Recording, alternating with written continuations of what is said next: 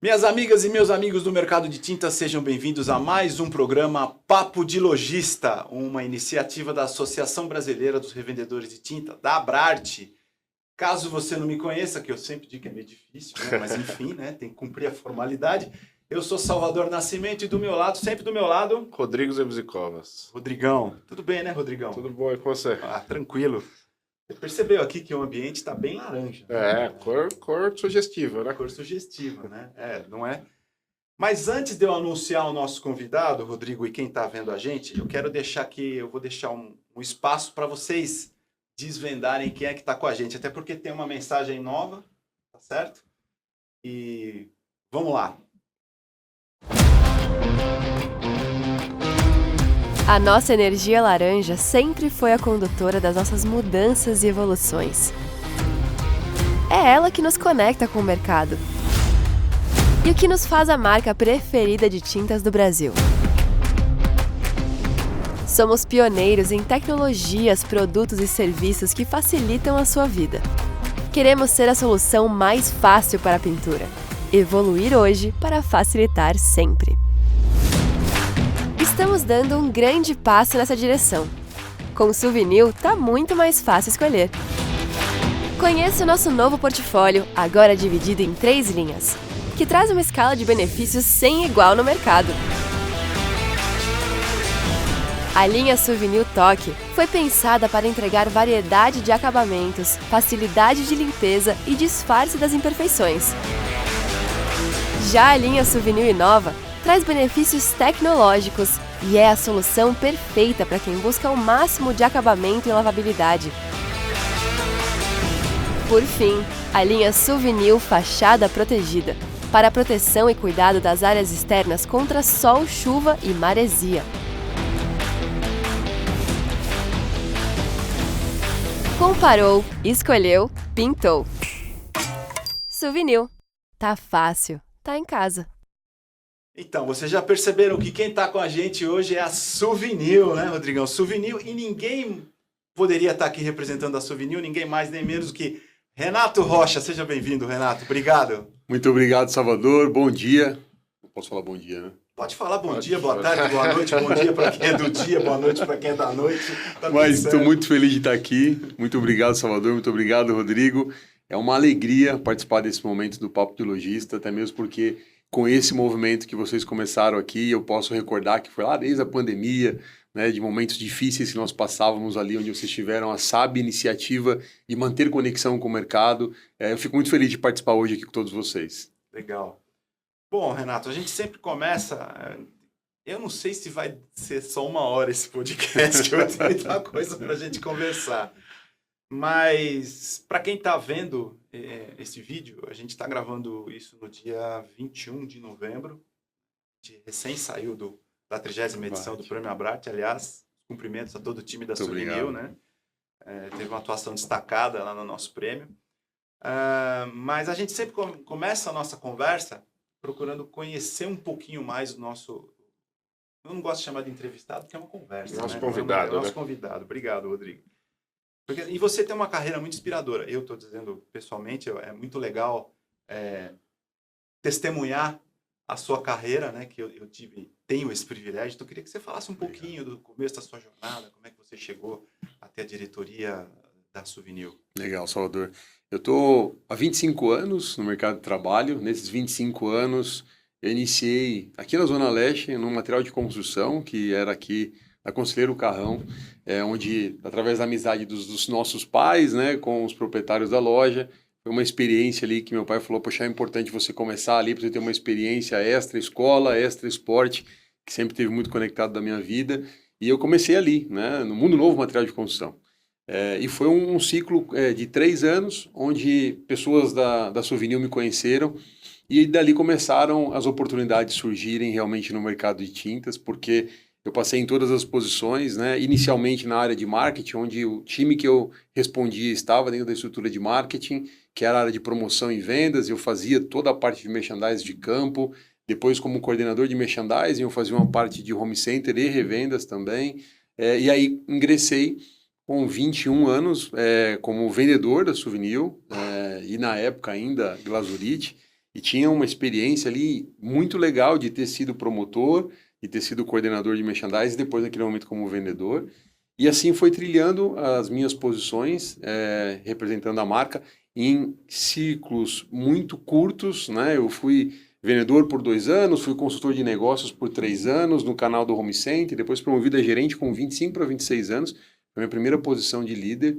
E aí depois vim trilhando outras posições que saíam de São Paulo para o canal da distribuição durante 4 anos, que eu aprendi o amplo varejo de tintas, né? Quando nós falamos de varejo de tintas, entendendo as nossas revendas diretas, quando você vai para o amplo varejo, que é o atendimento realmente realizado pelo distribuidor, você conhece um mercado muito gigante, né? E aí, nessas posições que eu fui me movimentando, assumi a diretoria da Souvenir e da Glazul em 2018, assumindo um papel que eu tinha um sonho muito grande, né, de chegar nessa posição. Foi um grande sonho realizado, de uma trilha que eu construí, me dedicando muito para chegar nessa posição, somando a todos os meus valores, a conexão com a minha família, a conexão com os clientes, a história que eu construí com os nossos parceiros. Então, eu olho para trás e tenho muito orgulho de ter construído essa trajetória no mercado de tintas e saber do quanto que eu pude, de forma direta, com as pessoas que eu tive a alegria de trabalhar, de parceiros que eu tive a alegria de viver momentos importantes de desenvolvimento e crescimento. É um cara muito dinâmico, porque eu te acompanho nas redes sociais. É uma pergunta de cunho pessoal agora. A tua responsabilidade, ela está além do Brasil, está na América São Latina. 11 países mais o Brasil, a América Latina. Como é que você faz para administrar o tempo? Porque eu vejo você andando de bicicleta, você fazendo churrasco, você compartilhando momentos legais com as famílias, com os clientes. Exato. E a gente sabe que o varejo é um dinamismo gigante. absurdo. Né? Então, eu queria que você desse uma dica aí. Como é que você faz para administrar o tempo? Legal. Se dedicar para essas coisas tão importantes na sua vida aí, Legal. com excelência. Salvador, eu falo muito para as pessoas que trabalham comigo. Se nós não dominarmos a agenda nos domina. E alguém me ensinou isso há um bom tempo atrás, né? E eu entendi ao longo do tempo das prioridades e que são inegociáveis na nossa carreira, né? Primeiro, como pai, né? Eu sou casado há 23 anos, né? Sou muito feliz de ter construído uma família ao lado da Karina, né? Que namorava aqui próximo daqui, eu estudava aqui bem próximo, aqui 3 ruas para trás, então vim para cá até me traz uma lembrança, né? Do quanto que a nossa vida lá atrás foi construída aqui próximo de onde nós estamos hoje, no estúdio. E lá de trás eu aprendi muito com aquilo que meu pai me ensinava, do valor da família, inegociável, do valor da nossa saúde, inegociável, e que o trabalho, ele vai te devolver, mas que eu preciso estar bem com a minha família, bem com a minha saúde, para que o trabalho me devolva. E ao transitar nas posições que eu tive a felicidade de transitar aqui na Souvenir e na Glazul, eu fui aprendendo muito ao longo do tempo, com pessoas muito boas, né, e com algumas oportunidades que eu amo, Salvador, que é aprender com quem eu estou vivendo no dia a dia, né? E o mercado ensina muito isso. Eu aprendi a dinamizar a minha agenda, priorizando esses 3 pilares, que é a minha família, saúde e trabalho. Eu não inverto esses papéis, né? E eu faço isso com muito amor, né? Sabendo que a paixão que eu tenho de servir, né? E você me conhece, sabe que eu falo muito sobre isso. Na minha opinião, o líder de sucesso é um líder que tem prazer em servir. Eu tenho prazer em servir. É muito mais do que ter uma agenda dinâmica. É fazer dos momentos que eu tenho, onde eu estou, serem momentos especiais. Então, eu costumo estar onde eu decidi estar, de corpo e alma mesmo, né? Então, tudo isso me ajuda muito a ter tempos de qualidade, momentos de qualidade. Em especial com a minha família, em especial cuidando da minha saúde, né? E aí depois a gente pode falar um pouco sobre isso, de onde vem essa paixão realmente pelo esporte. Mas a pandemia startou um gatilho importante na minha saúde, que transformou realmente a minha vida nos últimos 5 anos e que eu entendo que é um caminho negociável. E é interessante, Salvador e Rodrigo, e os nossos amigos e amigas que nos assistem, isso se conecta à performance do trabalho, né? Porque eu consigo também levar para as pessoas que estão no meu time esse foco, né? Que o trabalho ele é fundamental, mas que eu não posso abrir mão da minha família, tampouco da minha saúde, em detrimento ao trabalho. E aí a agenda ela fica coordenada dessa forma, com previsibilidade. Então eu tenho eu posso ser chamado de chato por alguns, mas eu sou extremamente organizado em olhar que eu sei onde eu quero estar em março do ano que vem. Mas vai dar certo 100%? Não, tem muita rota de correção na agenda, mas eu sei onde eu quero estar. Então tudo isso faz muito sentido, né? E uma dica que eu dou para você que está nos assistindo, de ter até mesmo momentos para a tua saúde na tua agenda. Né? Quando as pessoas que conhecem a minha agenda falam, poxa, mas você tem esse horário bloqueado para treinar? Eu tenho, porque se eu não estiver ali, outras prioridades vão entrar, né? Eu tenho prioridade na minha agenda quando é algo essencial para minha filha na escola. O meu filho hoje já está quase ingressando na universidade, mas quando é para a Júlia ainda, que está no ensino médio, eu faço o que eu posso para estar junto com ela nos momentos que eu sei que é relevante para ela. Então, é fazer realmente essa gestão da agenda que vai fazer uma diferença muito grande para a tua performance no teu negócio. Eu gosto muito desse assunto tema esporte. Recentemente a Exame fez uma matéria falando de como os executivos levam o triatlo e como isso ficou importante na vida deles. Então conta um pouquinho pra gente como é esse lance do esporte na sua vida, como surgiu e como ele é atualmente. Você falou que na pandemia teve uma mudança também. Exato. Rodrigo, eu sou faixa preta de karatê, pratico esporte desde os meus 10 anos de vida e isso foi essencial, né, para a minha trajetória. Lembro quando eu falei no começo da importância que meu pai me mostrava em ter o trabalho, conhecer o trabalho, não abrir mão do estudo, tampouco do esporte, porque o karatê já fazia parte da minha vida. E ao transitar ao longo de 12 anos num tatame, estando ali aprendendo sobre hierarquia, sobre o respeito ao próximo, sobre o amor ao próximo, a arte marcial te conecta com o ser humano como poucas pessoas imaginam, né? E para mim foi um grande salto para que eu me desenvolvesse realmente a partir da minha adolescência. Quando me casei, aí vem os filhos, eu tive um momento que você fica ali com diversas prioridades que não foram as mesmas que eu tinha com o esporte até esse momento. Chegou a pandemia, né, meus filhos já grandes, e eu comecei a ver muita gente com a minha idade, eu estava com 37 para 38 anos, falei, poxa, tem muita gente aqui perdendo a vida porque tem uma vida extremamente sedentária. E dizendo que o trabalho é importante, a carreira é importante, e eu sempre tive essa visão, e eu não entendo como errada, quem a tem eu respeito demais. Porém, nesse momento, fez um gatilho mental para mim. Cara, lembra do quanto que o seu corpo precisava do esporte, quanto que você treinava 3, 4 horas por dia, quanto foi essencial para sua trajetória, quanto te moveu realmente para ter boa performance quando você estava lá atrás. E eu me conectei realmente agora. Poxa, como executivo, centenas de pessoas na estrutura, uma agenda muito apertada, e eu estou cerceado de estar no campo, né? Eu não tenho mais a desculpa de falar que não tenho tempo. O tempo existe, e o tempo sou eu quem tenho que administrar, né? E aí foi quando eu resgatei o valor de dominar a agenda para ela não me domine. E eu trouxe para a minha vida, Rodrigo, o foco realmente, o ciclismo foi a porta de entrada, né? O Salvador gosta também do pedal. O pedal te desafia, né? Você estar no meio da montanha, como eu estava domingo agora passado, a quase 800 metros de altitude, você ter um momento ali, só você, a bike e o seu corpo, te conecta aquilo, quanto que é importante você ter o domínio das suas emoções, né, da sua força em chegar até ali, de concluir um pedal de 100 km, quando eu fiz o primeiro de 100 km, ir para mountain bike 100 km é bem pesado, porque são quase 1.500, 1.400 metros de altimetria, você vai levando o seu corpo a um nível que você realmente percebe que é possível. Intercalando com o treino de força e o pedal, foi me motivando muito, e existe uma conexão muito clara das nossas carreiras com o esporte. Essa questão da alta performance, que tanto se fala de grandes atletas de alta performance, a conexão com o esporte e a profissão é muito real. Porque nós somos levados ao extremo na nossa carreira, né? Nós temos momentos muito difíceis profissionalmente. Então, se você tem um ambiente onde você consegue desenvolver o domínio das suas emoções, o controle das suas emoções e a gestão desses momentos de estresse, me mostra que o esporte está altamente conectado. É por isso que o Exame fala sobre isso e grandes estudos apontam isso. Quanto que você consegue buscar um equilíbrio, uma performance superior na sua profissão, quando você tem um esporte para que você tenha essa vazão também de energia. Acaba virando combustível. Eu treino num lugar que tem muito executivo, fazendo triatlon, bicicleta de velocidade, enfim, é uma experiência muito legal. Eu gosto mais da mountain bike, mas é uma experiência muito legal. Especial. Mas falando do nosso mercado, né, essa coisa maluca aí do nosso o varejo especializado em tintas, né? A gente tem notado, Renato, nos últimos 5, 6 anos, um movimento bastante interessante, né?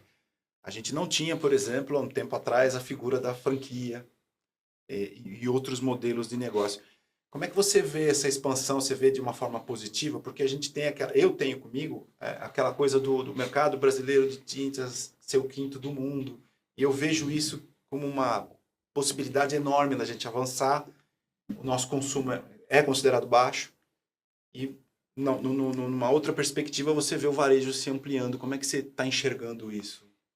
Perfeito, Salvador. Quando nós olhamos a história do mercado de tintas, né, e por estar aqui há bastante tempo e estudar bastante sobre ele, o mercado ele vive transformações, né? Nós falamos rapidamente sobre isso, você citou o Prêmio Albrart, mas o Summit, que também nós tivemos com a Albrart naquela mesma semana, das transformações do mercado lá no Summit, e nós vemos um ciclo, mais uma vez, de transformação. Se nós traçarmos uma linha do tempo e olharmos há 30 anos atrás, que existiam menos lojistas, muito mais atacadistas, né? Muitas casas de ferragem, material de construção, o que é uma realidade ainda em muitos estados do Brasil, como Rio Grande do Sul, por exemplo, que o grande mercado é o mercado ferragista, né? Quando você vai para o Nordeste do Brasil, grande mercado é material de construção, com muito material de construção, com muita tinta no portfólio, né? Você vem para São Paulo, para o Paraná, você tem mais uma presença forte do material de construção e também em destaque São Paulo, por exemplo, o principal mercado como Curitiba e alguns outros aqui, Paraná, São Paulo, Santa Catarina, muito forte com os tinteiros. A gente está vivendo um ciclo agora de transformação mais uma vez, né? Então, esse ciclo dos atacadistas há 30 anos atrás, depois o ciclo dos home centers, lá na década de 90, 95, né, que veio uma avalanche muito forte, trazendo muita conveniência. E o mercado de tintas, ele se mostra robusto, sólido na transição dessas décadas, né? E mais uma vez agora, a gente não pode nunca se esquecer que o mercado de tintas brasileiro é o quinto do mundo, como você disse. Nós temos um poder de crescimento gigante.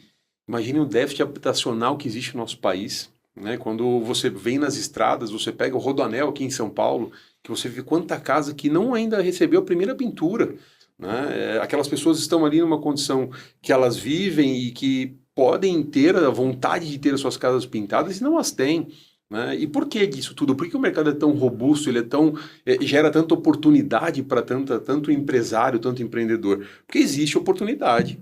Existiu durante um tempo uma consolidação de varejos nos seus estados. Se nós pegarmos o mapa do Brasil, nós vemos nos 26 estados, mais Brasília, lojistas que se consolidaram nos seus estados e que de 5 anos para cá, como você bem disse, nós temos hoje uma migração de grandes revendas em outros estados, vencendo as fronteiras das suas regiões.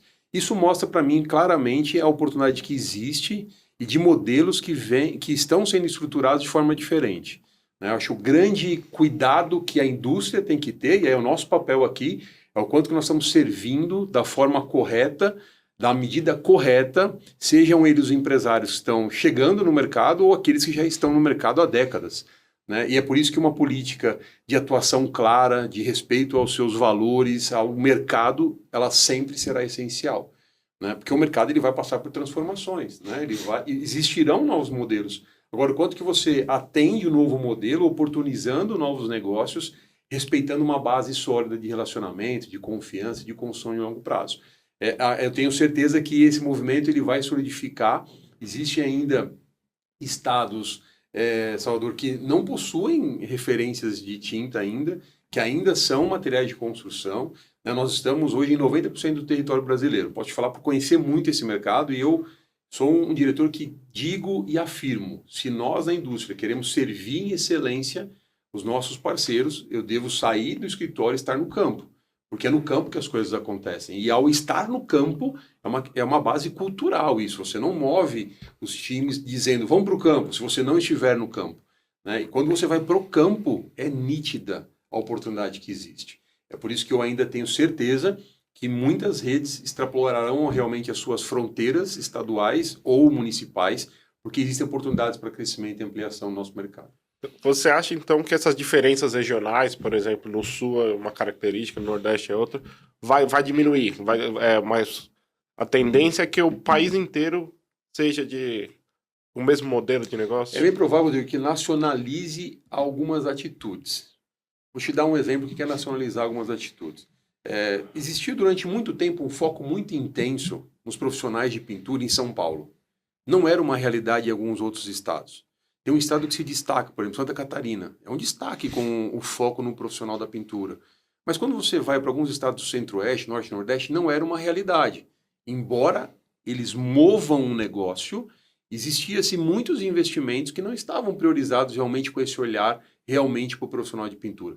Quando nós olhamos de 2017 para cá, né, toda a transformação que vem acontecendo no mercado, nós falamos aqui do modelo de acesso do varejo, Mas teve uma mudança ainda mais abrupta, na minha opinião, literalmente disruptiva, que foi o profissional da pintura. Concordo totalmente. Na minha opinião, o que passa a ser nacional, o primeiro ponto de partida da nacionalização é o atendimento e o foco ao pintor. Hoje você vai do norte ao sul do Brasil, existe um foco, existe uma intenção genuína de olhar para esse profissional e falar, poxa, ele é muito importante dentro da estratégia. Em um dos podcasts que nós tivemos aqui, onde o Zamana estava falando sobre a importância também do consumidor. O consumidor vai pintar, mas quando você olha proporcionalmente o quanto que o consumidor vai pintar versus o que o pintor é responsável, é muito maior. Agora, a gente tem que ter um olhar claro. E esse caminho, na minha opinião, ele vai acontecer nacionalizado. Um outro foco que, na minha opinião, vai trazer uma visão, vai subir a barra do nosso mercado, Rodrigo, é um mercado que esteja mais profissionalizado e o conceito real de treinar as pessoas que estão lá dentro da loja atendendo os consumidores. Para mim, isso é inegociável, né? Um dos podcasts aqui, o primeiro, quando a Milcar falava que o grande problema aqui são as pessoas para estar na loja, né? Ele citou o termo mão de obra, né? A mão de obra é um grave problema, desde quando nós tínhamos lá 10 lojas.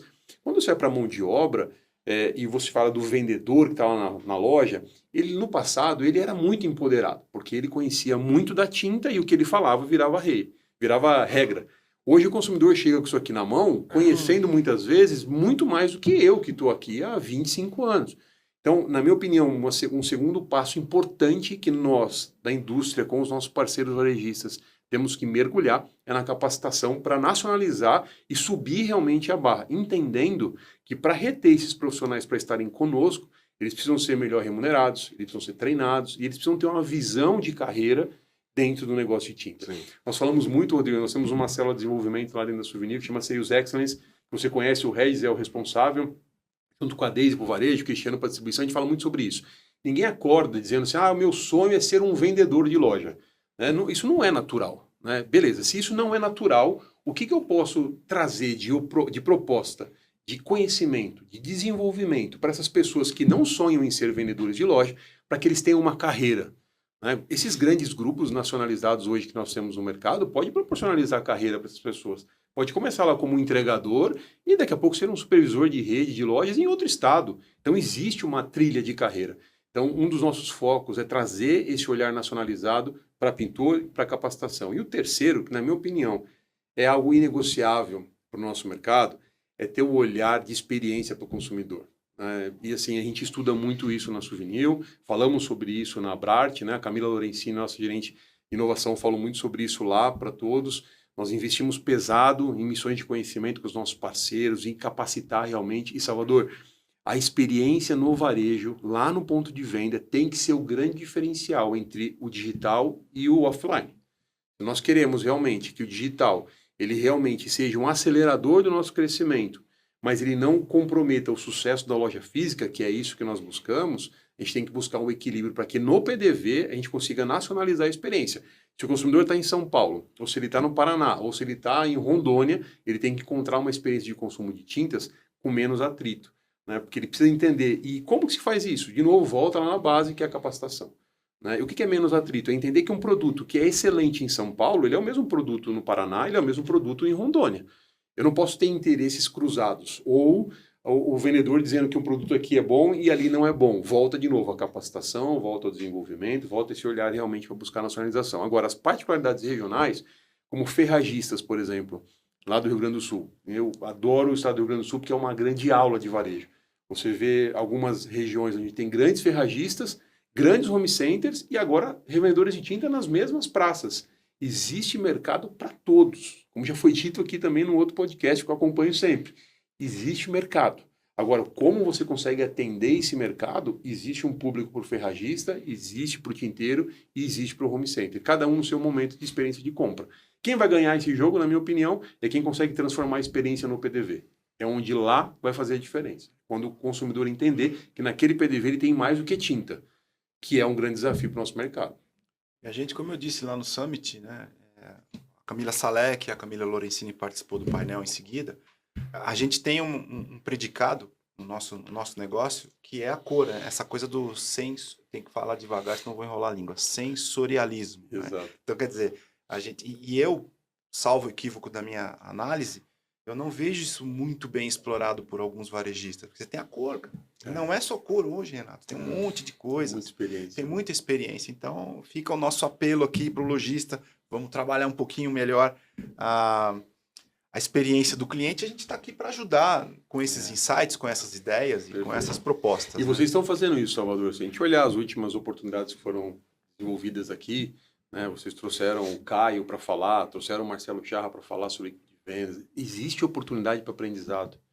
Acho que o grande ponto, e aí os nossos parceiros vieram assistindo aqui, é o momento para nós vencermos as limitações. O que sempre deu certo vai continuar dando certo.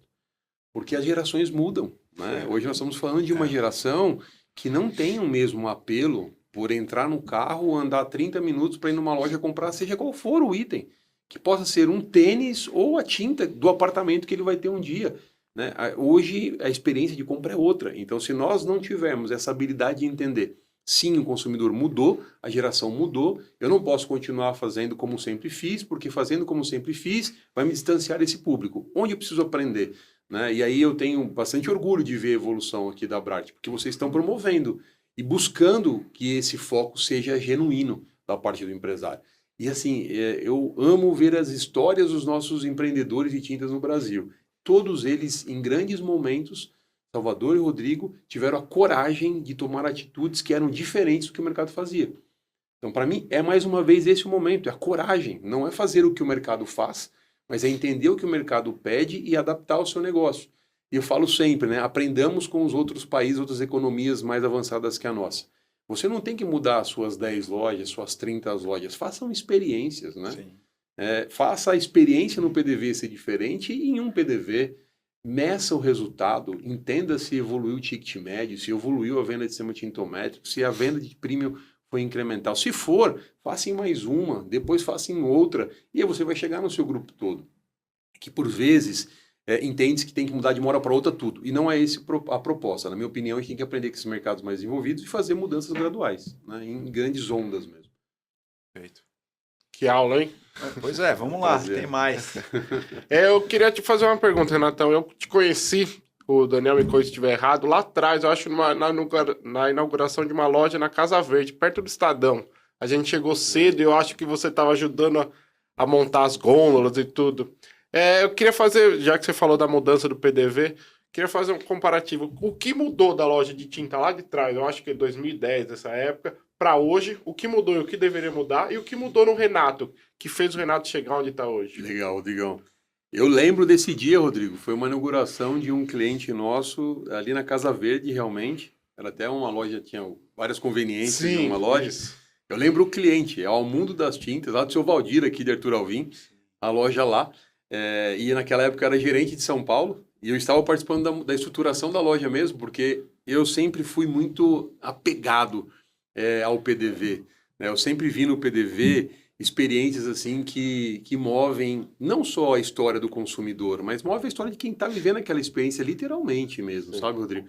E ali quando eu cheguei naquele momento, era um momento onde nós tínhamos uma ambição do mercado e principalmente na nossa marca, de ter muita prateleira, muito produto, né? Eu lembro que o problema era isso, as gôndolas. Eram as gôndolas, né? E eram lojas mais customizadas, com menos metro quadrado, era quase que uma conveniência que estava aquela loja, e nós queríamos ocupar muito espaço com prateleira, muita lata. E naquele momento nós vimos que existia-se consensuado, talvez, que não, o consumidor quando olha uma lata, muita lata no PDV, e não, essa loja é forte, ela vai me atender.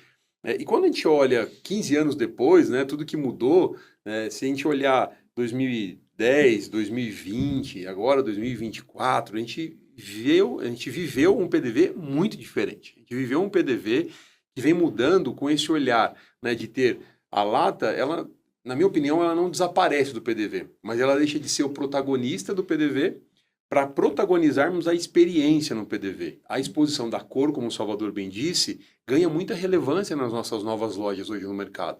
Você vê muito mais experiência do toque dos acabamentos. Você vê muito mais experiência realmente de iluminação que interfere literalmente na cor. E se nós queremos realmente facilitar essa jornada de pintura, é entender que a lata cumpre um papel importante ainda de orientação. Os dados mostram isso, que as pessoas aprendem ao ler realmente as especificações das embalagens, mas que muito além disso, a experiência da cor, a experiência da iluminação, a experiência do toque dos produtos move para um consumo mais consciente, mais inteligente e que aumenta, amplia o sellout. O Renato que mudou demais, Rodrigo, foi um Renato que tinha um olhar muito intenso para o sell-in, né? E aí eu posso falar sobre isso, que eu tenho muito orgulho de falar do tema de sell-in, de sell-out, ou seja, da venda da indústria para você varejista e a venda do varejista para o consumidor. Esse é um tema que me move ao longo da minha carreira, porque nós conseguimos implementar nas nossas equipes uma cultura realmente que foi transformadora, de sairmos do foco do sell-in e ampliarmos o foco do sell-out. Hoje a nossa equipe é remunerada com base em sell-out. Eu não conheço outra indústria no Brasil que tenha esse foco, a esse ponto, né? A nossa equipe pode ganhar mais salários se o sell-out dos nossos parceiros forem maiores. E para mim essa foi uma grande transformação do Renato enquanto homem de vendas, né? É muito importante fazer um negócio, é muito importante gerar valor, é muito importante gerar o crescimento com o meu parceiro. Mas o que vai trazer perpetuidade para a nossa relação, para que ela seja de longo prazo e de sucesso, é a venda do meu parceiro. Então, o quanto que eu fico feliz, Rodrigo, de olhar no retrovisor e ver quanta coisa que eu aprendi, que eu tive a felicidade de mover com as pessoas que eu trabalho, para que nós tenhamos esse foco genuíno. É intencional, sabe, Rodrigo? Quando nós temos uma equipe focada em fazer com que o nosso parceiro venda mais, é intencional, as coisas acontecem de uma forma muito mais acelerada, né? Então, hoje nós vamos no PDV, a nossa preocupação é ter um sell-in menor, adequado com o sell-out, é fazer com que o sell-in e o sell-out estejam adequados, e um PDV que gere essa experiência genuína, olhando para muita cor, olhando para mais iluminação, olhando para uma experiência que seja de 360 graus, não de exposição só de latas, mas sim de exposição e de experiência diferente com o toque e com a experiência com o produto. Para mim é esse o grande salto. Falando em toque e iluminação, tem novidade na Souvenir, né? Vocês trouxeram um materialzinho para a gente mostrar para quem está nos assistindo também. Vamos dar uma olhadinha no que tem lá? Vamos lá, que orgulho. Escolher o produto ideal está mais fácil com o novo portfólio da Souvenir. Paredes novas por mais tempo? É fácil. Descubra a linha Souvenir Inova. Linha com benefícios diferenciais exclusivos com muita inovação e tecnologia para facilitar ainda mais a sua vida. A Souvenir Fosco Sempre Limpo é a tinta com acabamento fosco e tecnologia que limpa fácil sem deixar manchas. A inovação perfeita para quem busca acabamento, facilidade e o máximo de performance na escala de benefícios. Explore mais de 1.700 cores no acabamento fosco de verdade e o máximo de lavabilidade. Agora é mais fácil deixar sua casa sempre limpa.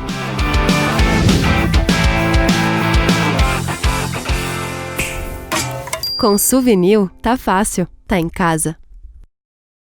A Souvenir facilita a sua escolha com um novo portfólio pensado especialmente para você. Quer facilidade para proteger sua fachada contra as ações do tempo?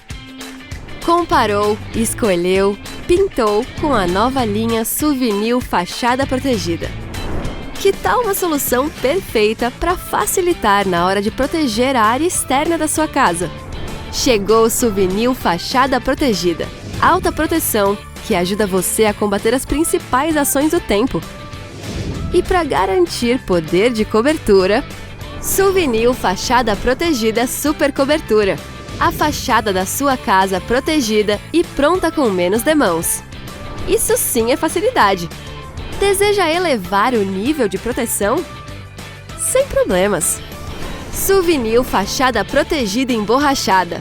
A barreira elástica e impermeável que combate com facilidade as fissuras e infiltrações. Nova linha Souvenir Fachada Protegida. Sua principal defesa contra as ações do tempo. Com Souvenir, tá fácil, tá em casa. Legal, tá aí.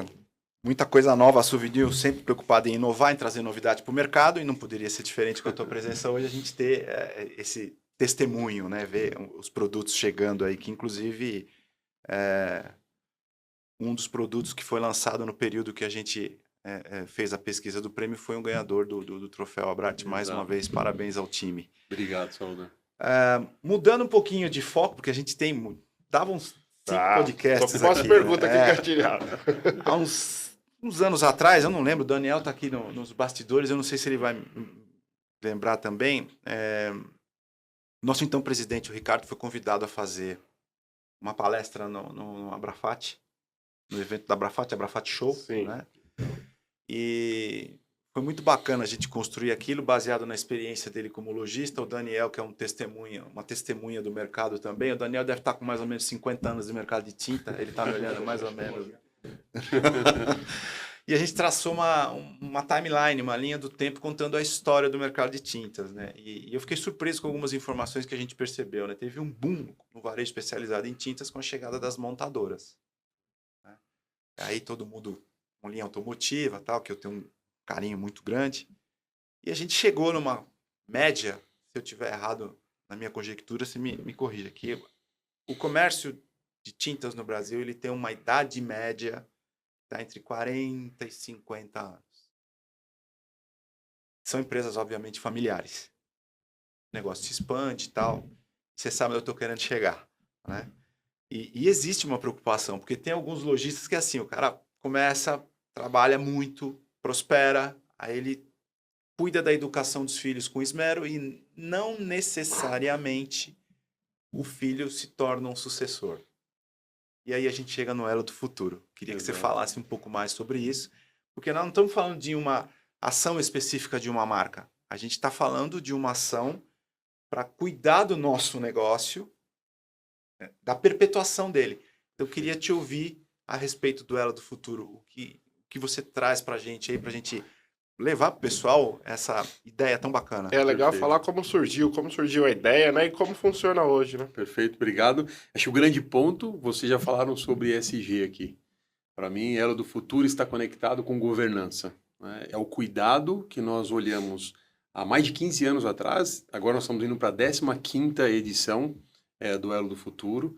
Já se passaram pelas nossas cadeiras de formação mais de 150 sucessores, onde desses 150 sucessores, 45%, 46% foram mulheres, que representam uma força que vem realmente transformando o varejo. Se a gente olhar hoje os nossos parceiros, né, quando nós olhamos para o passado, nós tínhamos poucas mulheres liderando os negócios, infelizmente. Nossa, presidente. Presidente. Valquíria, se espirrar, saúde, aqui, tudo bem. Aí você vê a Valquíria, nossa presidente aqui, a Juliane, que é diretora lá no Nordeste, Sim. a Renata, né, diretora lá em Minas Gerais da Brat. As mulheres estão participando muito desse negócio. Eu olho para o Elo do Futuro também com esse olhar de bastante orgulho de trazer também e desafiar as sucessoras a assumir o negócio de suas famílias. E ao longo do tempo, a gente observa o quanto que foi um passo importante que a gente escolheu, Salvador. Por quê? O nosso negócio ele é liderado majoritariamente por empresas familiares, né? O nosso negócio tem um peso gigante as revendas de tintas. Quando nós nos debruçávamos lá atrás e víamos que realmente os pais fundaram os negócios, né? Os números preocupam porque a segunda geração, a terceira geração normalmente não são as gerações que aceleram os negócios, são as gerações que desaceleram os negócios. As pesquisas mostram que um pouco mais de 5% das empresas chegam apenas na 4ª geração. É muito pouco, né? E para um negócio grande como o nosso, dependente das empresas familiares, lá atrás, Rodrigo, como você perguntou, a gente precisa participar disso. E eu gosto muito de uma frase que eu aprendi ao longo da minha carreira, né? Se eu faço parte do problema, daí você parte da solução. Eu faço parte desse problema, né? Eu estou aqui inserido, eu estou vendo realmente essa fragilidade do mercado. Então, como que eu posso fazer parte da solução? Criamos, então, programas que até a sua 5ª ou 6ª edição eram edições feitas pelos nossos executivos. Então, o nosso principal executivo de marketing dava as aulas de marketing, o principal executivo de vendas falava de vendas, o principal de financeiro do financeiro. E aí a gente foi trazendo esse olhar para essas empresas familiares. Chegou um determinado momento que a gente viu, cara, é muito legal falar sobre isso, é muito bom, a gente está compartilhando o nosso know-how, porém, o know-how da indústria não é o know-how que o varejo precisa. Então, vamos mudar. E aí foi onde a gente deu uma grande guinada realmente na hora do futuro. Hoje nós temos parceiros externos que nos apoiam nesse treinamento, nesse desenvolvimento. Nós temos o orgulho de trazer diversos temas, né, como formação de equipe de vendas, formação de marketing, direito tributário, direito societário, né? Quantas sociedades elas enfrentam grandes problemas, Salvador, porque definam-se papéis e responsabilidades da sucessão, ou até mesmo do quadro societário, quando as coisas não vão bem. Sendo que a gente aprende que é na hora que está indo bem. Então, o direito societário está lá, direito fiscal, tributário, né? Trazendo esse olhar do plano de expansão, como expandir. Então, nos dá muito orgulho que nós temos ali 3 meses, em cada turma são 3 meses de treinamento, onde nós conseguimos implementar uma cultura de governança corporativa, né? Mostrando para esses nossos parceiros o quanto que é importante ter um software que mostre para ele o resultado completo, né? Um dos temas mais salutares, nós tanto falamos sobre pricing, né? Sobre o quanto que eu estou trabalhando com preço de forma inteligente para gerar melhor margem, para melhorar o resultado, para ter caixa, para investir no marketing da minha marca. Tudo isso a gente traz para o treinamento e a gente tem muito orgulho, porque os nossos parceiros que participam do Elo do Futuro, quando a gente pega as últimas turmas, crescem 30%. Então, se eu pego a amostra de quem participou, crescem ao longo dos últimos 4 anos 30% na somatória desse período, o que mostra o quanto que é importante, né, trazer um nível de capacitação superior, de evolução, de expansão e de um mercado que promove oportunidade. Mas o quanto que eu estou preparado para essa oportunidade? Né? Então, o Elo do Futuro traz esse olhar, esse compromisso que temos com os nossos parceiros e ele segue pujante. Né? Nós temos a primeira aula do próximo ano 2025 com um grupo já fechado para fevereiro. Né? Umas 2 semanas antes do carnaval é a primeira aula. E eu fico muito feliz toda vez que eu estou com eles, porque eu falo para eles que é o nosso compromisso. Né? A gente fala muito do Elo, né? A gente tem o programa Elo, que é o programa de relacionamento com os nossos parceiros há 21 anos, né? Que foi lançado lá atrás, em 2004. É um programa que gera esse relacionamento, que norteia a nossa relação comercial com o mercado. E a gente fala sempre para eles, né? Que nós somos o Elo, mas eles são o futuro. Né? Ninguém funda uma empresa, né, para que ela chegue à 2ª geração, à 3ª geração. Né? Os fundadores que tiveram a coragem de empreender, de iniciar um negócio, olham para aquilo para que ele possa perpetuar. Né? E nós falamos muito para eles, nós queremos ser o elo dessa base sólida que a sua família construiu para que você seja o futuro de prosperidade e expansão. Então eu tenho muito orgulho para falar do Elo do Futuro. É muito legal a gente ver algumas revendas já e não só revendas, né, distribuidores também. A gente percebe já que as segundas e, em alguns casos, a terceira geração tá entrando. Você ia fazer uma pergunta? Queria entender como funciona, como que é a escolha desses lojistas, como para os lojistas que estão vendo, que ficaram interessados, legal. Como funciona, como que ele pode se candidatar para participar? Perfeito, Rodrigão. Ponto de partida é realmente a manifestação através da nossa equipe comercial, é realmente o levantar de mão, me interesso pelo Elo do Futuro, consultor da Souvenir, gerente da Souvenir, faça a minha inscrição. Nós temos um banco ali de potenciais candidatos e nós fazemos um evento de sensibilização, Rodrigo. Então, nesse próximo evento, nós temos a turma pode ser de no máximo 20 pessoas, porque senão a gente perde o contato, né? Eu vou nos módulos, toda a liderança vai nos módulos, né? O Renato Firmiano, que é meu pai diretor de marketing, vai lá também ter o contato com eles. Marcos Aliman, que é o vice-presidente, vai lá. A liderança de vendas está com ele. Então, não pode ser um grupo tão grande. Sim. Então, primeiro, levantada de mão, eu tenho aqui o sucessor. No nosso plano de negócio, os nossos parceiros, nós temos um mapa de quem tem um filho que está no negócio, porque a gente pede para que o filho tenha alguma experiência no negócio, né? Que ele não seja alguém que esteja completamente fora do negócio, mas que tenha alguma experiência e que queira. Nesse evento de sensibilização, Rodrigo, ponto de partida, 2ª etapa. Então, levantou a mão, está na lista, vem para o evento. No evento, é sensibilizar os pais da importância da sucessão.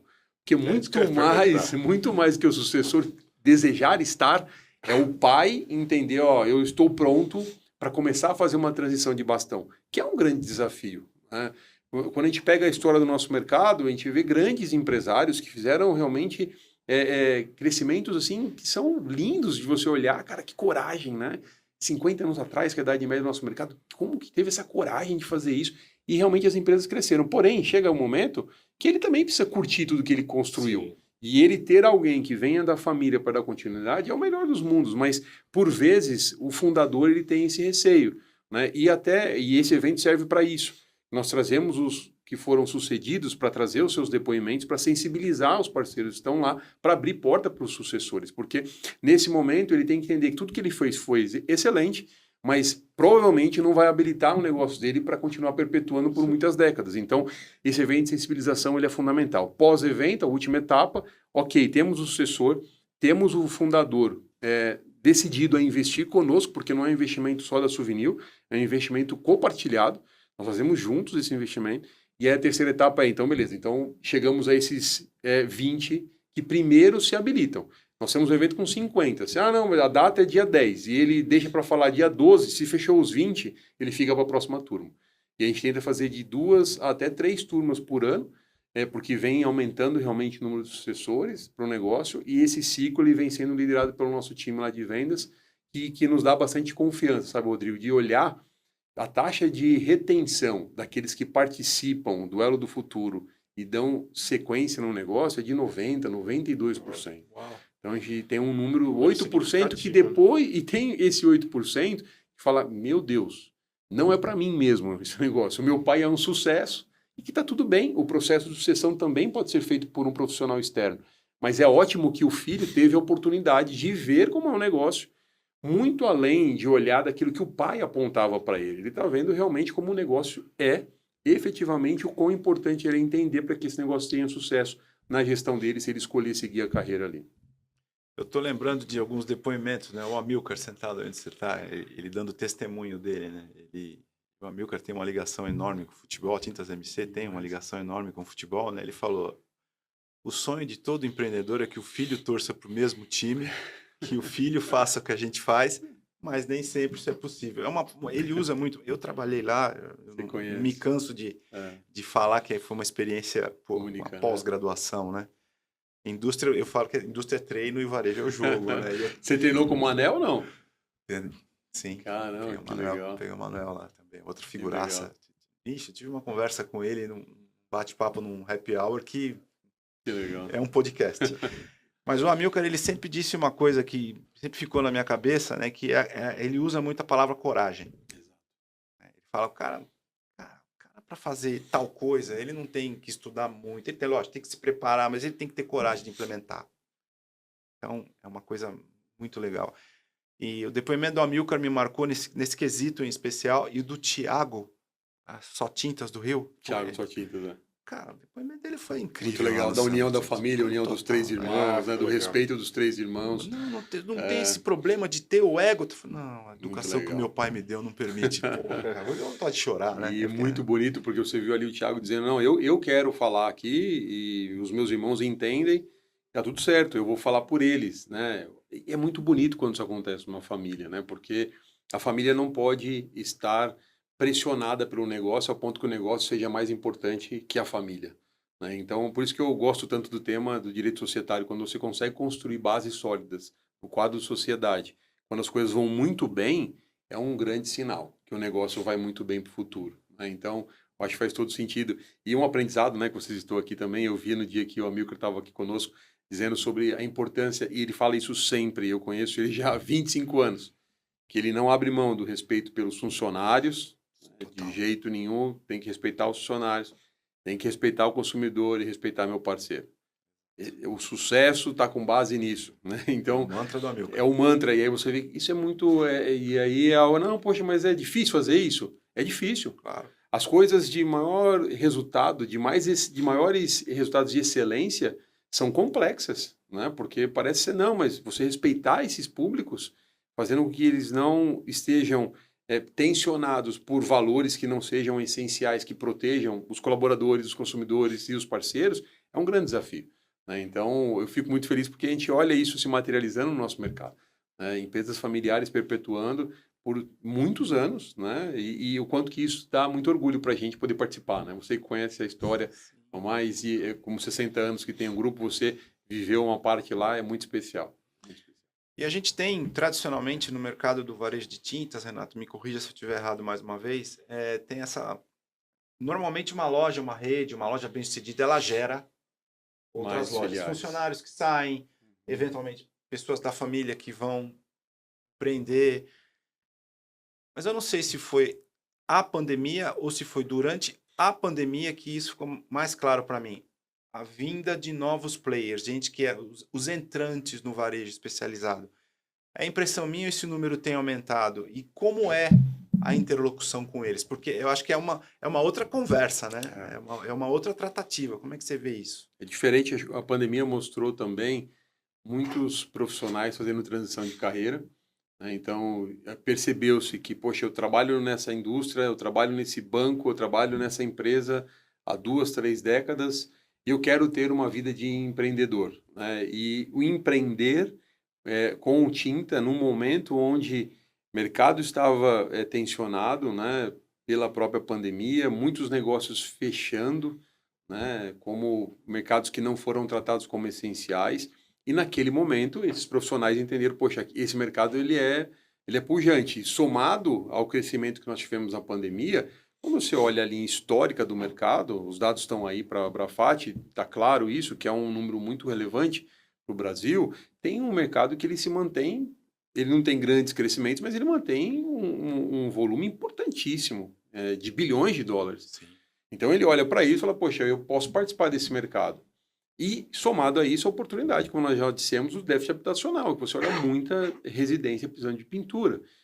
Para mim, esse é um modelo que ele tende a ser uma realidade para os próximos anos.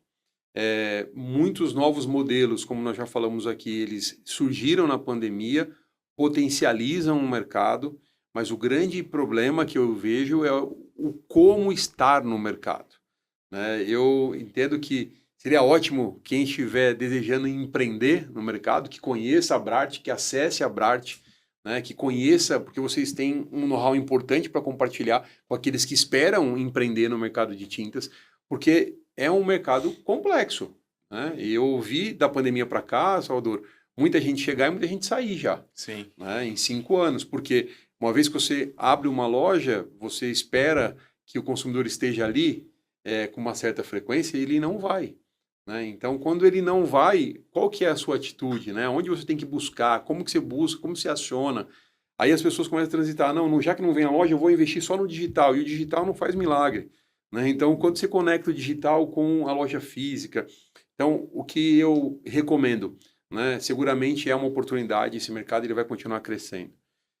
O grande salto é você começar da forma correta. Né? Então, hoje, nós observamos quem está chegando no mercado através das franquias ou importantes colaboradores que os nossos próprios clientes estão sugerindo que tenham os seus negócios, que avancem nos seus grupos, o que é um caminho, mas que seja passo a passo, degrau a degrau, buscando primeiro conhecimento para depois investir. Né? O que me preocupou ao longo desses últimos anos, 5 anos, é que primeiro investiu-se para depois entender. Né? E aí eu gosto muito de uma pessoa que fala muito sobre isso, eu aprendi muito com ela, que dinheiro não aguenta desaforo. Né? No nosso país, né, empreender é uma missão ousada. Né? E nosso mercado você tem que contar realmente centavo a centavo, não é um mercado que te garante margens salutares para que você consiga arriscar. Eu vou fazer isso agora, não deu certo, faço de novo. Você tem que ter um risco muito calculado. Então, acho o grande convite, por isso que, na minha opinião, quem conhece a Abrarte sabe do que eu estou dizendo. Vocês podem proporcionar conhecimento, podem ampliar know-how, para que a pessoa tenha confiança onde ela vai investir. Porque é um mercado que tem muita oportunidade. Sim, perfeito. Você falou do mercado, Renato. Você acha que o brasileiro pinta pouco? Quando a gente olha, comparado com os mercados europeu, principalmente americano, nós pintamos menos. Né? Existem várias explicações, muitos estudos que pautam isso. Existe também um costume da nossa cultura da pintura.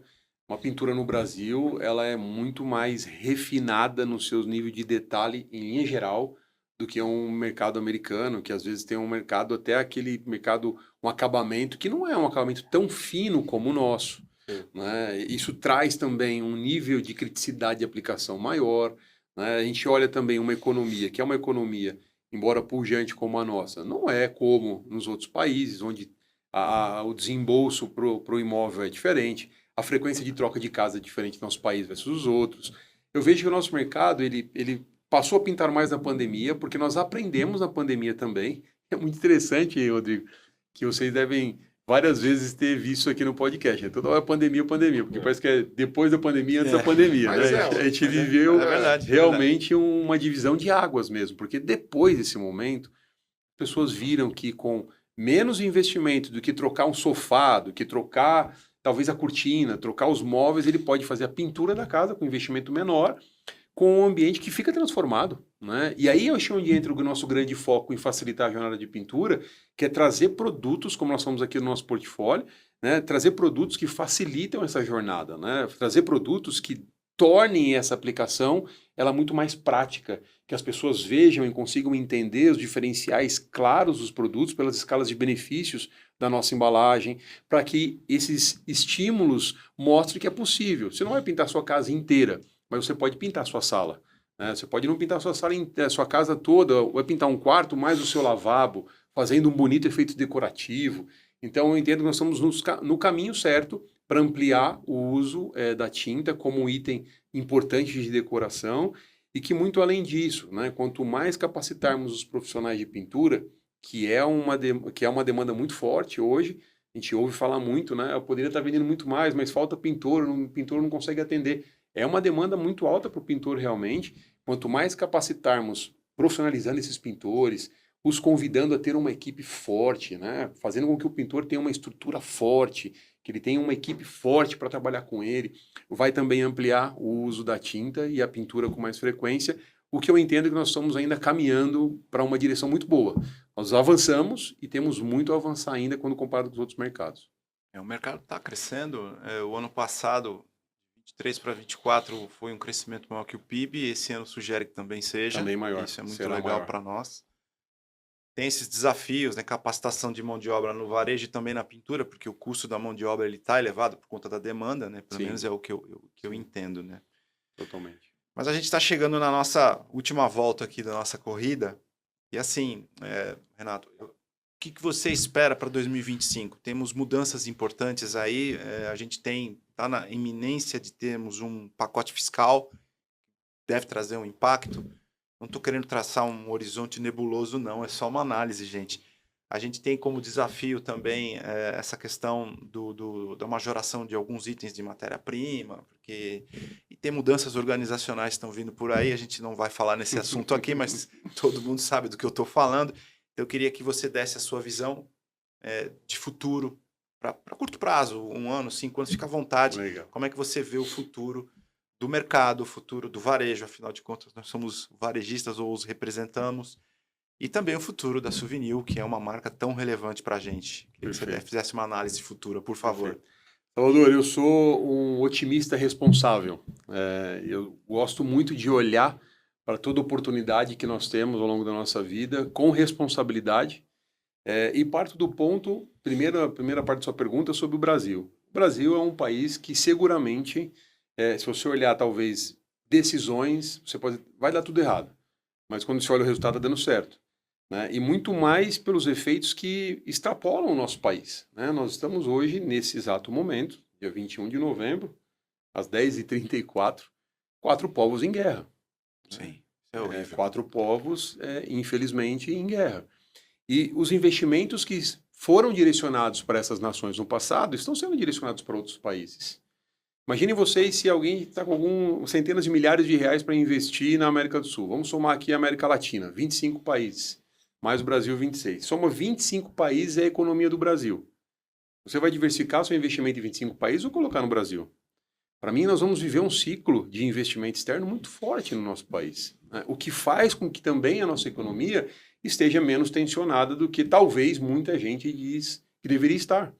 Né? E eu não quero ser o cavaleiro do apocalipse, porque eu não sou economista para poder trazer dados aqui. Mas como que vai ser daqui 5 anos? Nós somos um país jovem, que se mostrou ao longo da história resiliente para enfrentar grandes desafios e ainda assim crescer. E eu continuo vendo o nosso país dessa forma. A nossa visão para médio e longo prazo, com todas as nossas movimentações, segue aquilo que nós anunciamos para o mercado recentemente. Nós continuamos conectados aos nossos parceiros, respeitando os nossos princípios, respeitando as nossas relações, colocando à frente de todas as nossas decisões sempre o respeito com cada um dos nossos parceiros, com as nossas equipes, e sabemos que as movimentações que acontecerão no futuro acontecerão para um crescimento ainda maior das nossas marcas. Né? Todo esse movimento trouxe para nós muito aprendizado, né? E só acontece agora porque nós estamos preparados para que isso aconteça. E seguramente, Salvador, quando nós observamos a médio e longo prazo tudo que nós podemos implementar numa nova transição, com toda essa nova estratégia, nos dá muita segurança. De falar, poxa, que base robusta que nós construímos para uma nova casa no futuro nós sermos ainda maiores. Eu tenho muita segurança em dizer isso, tenho falado isso com os nossos parceiros. E eu tenho implementado nos últimos 60 dias modelos de conexão com os nossos parceiros, que eu entendo que foi uma medida muito efetiva, muito eficiente. Nós temos Café com a Liderança que nós construímos a partir do nosso anúncio, primeiro com as nossas equipes, então eu tenho um momento que é com os nossos colaboradores, na outra sexta-feira com os nossos parceiros, chama Souvenir Meu Negócio. Então toda semana nós temos pontos de contato com colaboradores e com os nossos parceiros, e também com os nossos distribuidores, que é a nossa extensão no mercado, mostrando para eles o quanto nós somos seguros, comprometidos com o nosso propósito e comprometidos com os nossos princípios.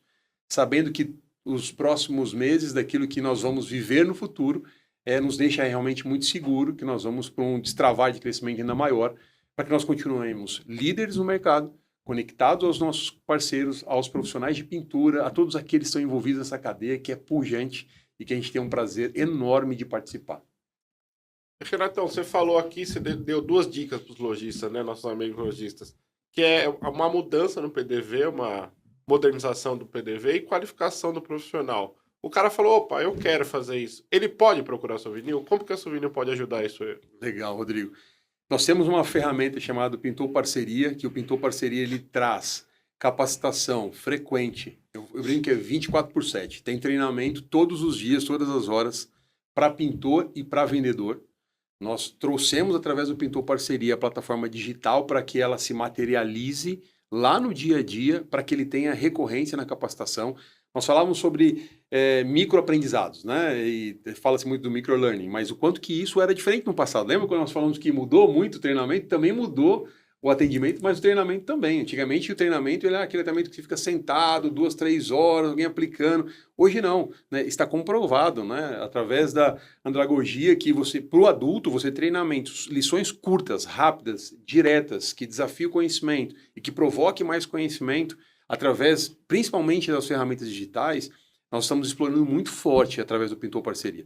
Já são mais de 70 mil pessoas na plataforma, nós temos ali pessoas que participam efetivamente, que seguem a página também no Instagram, que estão conectadas com as nossas ferramentas. No presencial, Rodrigo, nós temos uma equipe muito forte de capacitação, que são os nossos técnicos, nós temos técnicos no Brasil todo, temos técnicos também dos nossos parceiros distribuidores, lá no norte do Brasil. Estava lá agora, semana passada, em Porto Velho. Nós temos uma equipe forte, através dos nossos representantes, treinando no presencial. Ok, você vai ver no digital, mas vem comigo também no presencial para ver na prática, que também são capacitações para pintor e para vendedor, e que os nossos parceiros sabem disso. Se vocês quiserem investirem nessa capacitação, nesse caminho de desenvolvimento, nós estamos prontos para apoiá-los, para fazer isso acontecer realmente, seja com o seu time, seja com o pintor. E para mim é um grande salto, Rodrigo. De novo, aquilo que eu falei da fazer parte do problema, parte da solução. É a nossa responsabilidade. Mas a porta precisa ser aberta pelo parceiro. Se o parceiro abre essa porta, aí a conversa fica outra, né? Porque não pode ter aquele olhar, não, o meu fornecedor tem que fazer e eu fico de fora. Como, por exemplo, em algumas experiências, infelizmente, não, eu quero treinamento, mas o proprietário não acompanha nenhum treinamento. O gerente não participa de nenhum treinamento. Não, você pode fazer o treinamento, mas você não está lá. Na minha opinião, o que eu recomendo é que você mostre o seu rosto, mostre a sua presença e fale, eu acredito nisso, por isso que eu estou aqui também. Porque é o que vai mover. Para mim, seguramente vai mover muito rápido e é o que falta no nosso país, no nosso mercado. Tô com essa cara aqui, porque ontem, assistindo uma aula, o cara disse, Maquiavel, ele disse o seguinte, maior erro de um líder é se distanciar dos seus liderados. Você acabou de falar isso de outra forma, Exatamente. Né? Então é exatamente. Isso. Renato, muito obrigado por você estar aqui com a gente. Foi uma honra receber Obrigado, você aqui. Tá? Esse papo vai continuar. A gente tem certeza que vai continuar. De repente, a gente pode fazer um lá na Souvenir. Vai ser um prazer gigante. A gente tem um espaço muito legal para fazer isso com vocês. Sim, lá. O pessoal da Aspen Studios nos propicia, se eu olhar para rapaziada ali, a gente já tem uma pré-combinado com eles essa possibilidade. Então, acho que fica legal a gente ir lá conversar com o pessoal e enfim. Salvador, isso para mim seria uma honra. A gente já pode deixar esse compromisso realmente para o ano que vem. A gente vai ter muito pontos de contato ano que vem, nós vamos precisar muito disso. A Brat vai ser um cara muito importante para nós. Sim. E fazer isso dentro de casa seria incrível, né? Para trazer realmente tudo que a gente está planejando e os próximos passos que nós daremos no futuro, para que todo mundo realmente sinta o quanto seguro nós estamos, né? Com essa força que a gente acredita que move a nossa energia laranja no mercado e tudo que a gente tem construído. Vai ser uma honra. Tomara que dê certo. Então já fica pré-combinado. Tá? Vai ser um prazer. E para você que está nos vendo, nos ouvindo, A gente está encerrando só mais um episódio do Papo de Lojista. Não deixe de nos seguir, senão o Rodrigo fica bravo comigo. Eu Por tenho um favor. pouco de medo, olha o tamanho da criança. Então, Abrarte Tintas no Instagram. Aqui é óbvio, você está vendo a gente no Abrarte TV no YouTube. Também no LinkedIn Abrarte, certo? Certo. E no Facebook, temos Facebook ainda, Temos né? E é Facebook. bastante ativo, né? Ainda bem, Facebook Abrarte. E a nossa revista também, né? Revista. Vejam as edições da nossa revista no site www.abrarte.org.br. Gente, muito obrigado mais uma vez. A gente está encerrando mais um Papo de Lojista, mas daqui a pouquinho a gente está de volta. Muito obrigado.